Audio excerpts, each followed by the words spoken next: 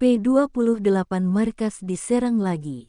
Satria langsung menghubungi Bram, ia takut kalah. Bram benar-benar menghancurkan markas milik Black Horses, karena Bram itu orangnya nekat sama seperti dewa bosnya. "Halo Tuan Besar," ucap Satria saat sambungan telepon telah tersambung. "Ternyata kau takut juga dengan ancamanku," ujar Bram dengan gaya angkuhnya. "Bagaimana tidak takut kalau nanti aku yang akan kena imbasnya," batin Satria. "Maafkan saya Tuan Besar, katakan di mana Dewa, katanya dia mau pulang. Kenapa sampai sekarang kalian belum pulang juga?" tanya Bram. "Aku harus jawab apa?" gumam Satria dalam hati merasa bingung. "Jawab Sat, di mana Dewa, apa dia baik-baik saja?" tanya Bram lagi. Satria menghela nafasnya panjang sebelum mengatakan semuanya kepada ayah dari bosnya itu. "Maaf Tuan Besar, sebenarnya Tuan Dewa saat ini tengah hilang," jawab Satria dengan lirih namun masih bisa didengar oleh Bram. "Hilang? Apa maksudmu? Bagaimana Dewa bisa hilang?" tanya Bram semakin tak mengerti dan semakin mengkhawatirkan sang putra. Satria pun mulai menceritakan semua kemudian yang sebenarnya kepada Bram tanpa ada yang terlewatkan. "Jadi semua ini ulah Sean?"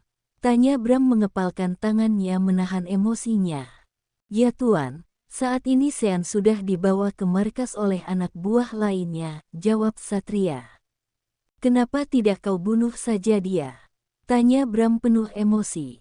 "Aku bisa saja langsung membunuhnya Tuan Besar, namun untuk yang satu ini biarlah nanti Tuan Dewa saja yang akan memberi pelajaran yang setimpal untuknya," jelas Satria.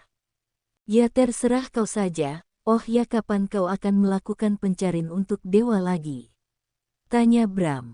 "Besok Tuan Besar. Besok aku akan menyuruh beberapa orang untuk mencari ke dasar lautan dan sekitar bibir pantai yang tempatnya tak jauh dari tempat kejadian." "Baiklah, besok aku akan ikut dalam pencarian. Oh ya, kalau bisa masalah ini jangan sampai Ara tahu. Aku tidak mau membuat Ara stres dan berakibat fatal pada cucuku," ucap Bram. "Baik Tuan Besar," jawab Satria. Setelah berbincang-bincang membahas untuk pencarian Dewa besok, sambungan ponselnya pun terputus. "Kakak, apa yang terjadi dengan Dewa?" tanya Mela dengan penuh kekhawatiran, karena ia sedari tadi hanya menjadi pendengar saja dan dia tak bisa mencerna apa yang mereka bicarain karena hanya suara Bram lah yang Mela dengar. "Dewa mengalami kecelakaan," belum selesai Bram menceritakan semuanya namun terpotong oleh kedatangan seseorang. "Apa? Mas Dewa kecelakaan?" ucap Ara terkejut. Saat ini Ara tengah berdiri tak jauh dari Mela dan Bram. Ara sebenarnya ingin mengambil buah-buahan di dapur namun langkahnya terhenti saat melihat Bram dan Mela sedang membahas suaminya.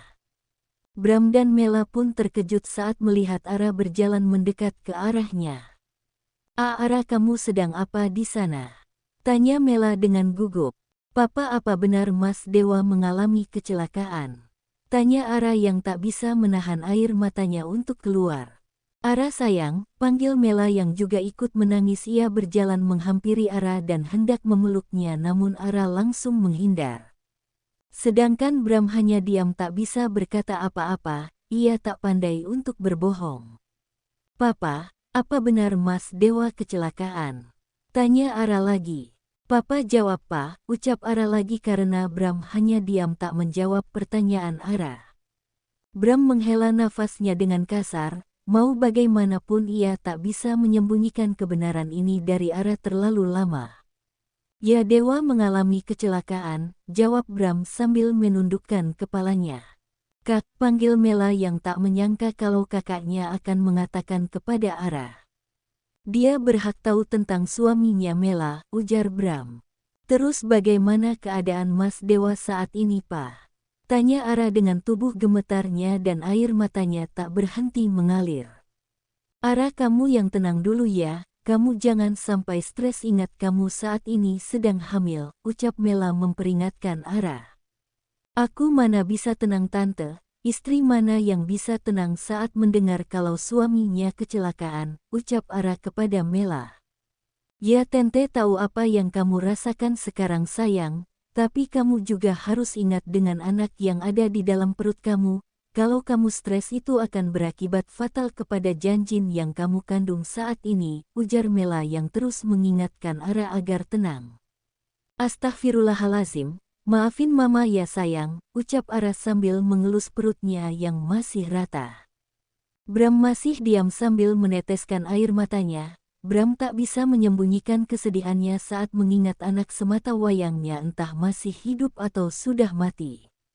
Ara, panggil Bram sambil menyangkal air matanya yang mengalir di kedua pipinya. Tanpa menjawab Ara langsung melihat ke arah papa mertuanya.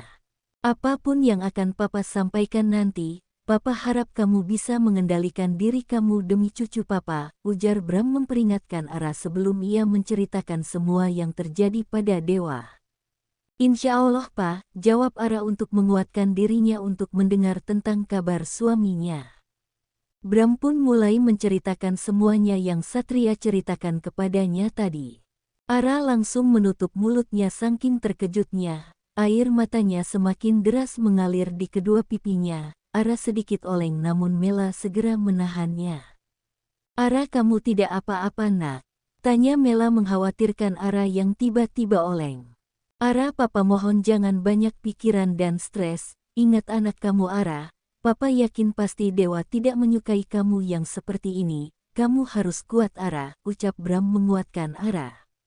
Yara kamu itu wanita yang kuat. Kamu harus tetap tegar dan jangan buat kamu stres kasihan anakmu sayang, ujar Mela yang ikut menimpali ucapan Bram. Ara langsung memeluk Mela dengan erat dan Ara pun menangis sejadi-jadinya untuk mengeluarkan semua kesedihannya. Aku harus bagaimana sekarang tante, aku gak mau kehilangan Mas Dewa, aku gak bisa membesarkan anak ini sendirian, ucap Ara di dalam pelukan Mela.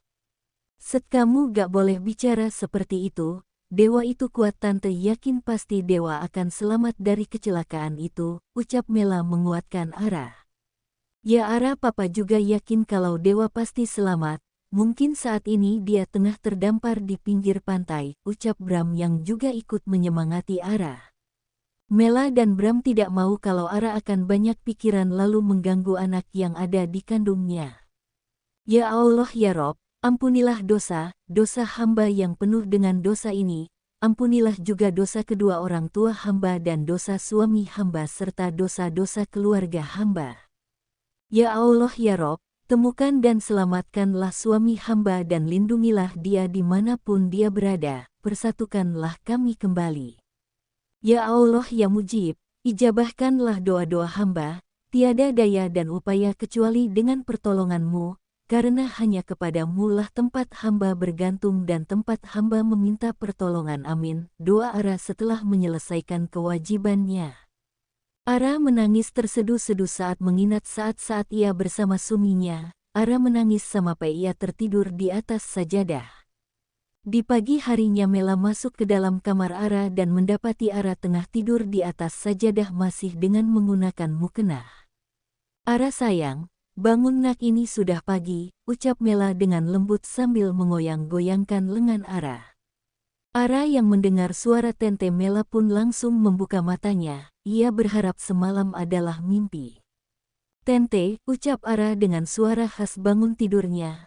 Ara langsung beranjak dari tidurnya lalu duduk untuk mengumpulkan nyawanya terlebih dahulu. Aku ketiduran di sini, ucap Ara yang baru sadar kalau ia ketiduran. Sepertinya begitu, apa kamu sudah sholat subuh? Tanya Mela. Sekarang jam berapa Ten? Bukannya menjawab Ara malah balik bertanya sambil melihat jam yang ada di dinding kamar. Jam 5:30, jawab Mela. Astaga, aku kesiangan aku belum sholat subuh, ujar Ara yang langsung membuka mukenahnya lalu berlari ke kamar mandi. Pelan-pelan Ara jangan terburu-buru seperti itu. Nanti kamu jauh, teriak Mela memperingatkan Ara. Tak ada jawaban dari Ara, Mela hanya mengeleng-gelengkan kepalanya saja, tak lama Ara pun sudah kelar dari kamar mandi dengan wajah yang basah karena air wudhu. Ara langsung melaksanakan sholatnya sedangkan Mela duduk di sofa yang ada di kamar Ara, Ia sengaja menunggu Ara selesai sholat, tak lama Ara pun sudah menyelesaikan sholatnya. Sudah? Tanya Mela yang beranjak dari duduknya dan berjalan menghampiri Ara. Sudah Ten, yuk kita ke bawah, papa mertuamu sudah menunggumu, ajak Mela. Ara hanya mengguk lalu ia membereskan peralatan sholatnya, setelah itu ia keluar dari kamarnya bersama Tante Mela. Pagi kakak ipar, sapa Diego. Pagi, selamat pagi pa, jawab Ara dengan senyum tipisnya.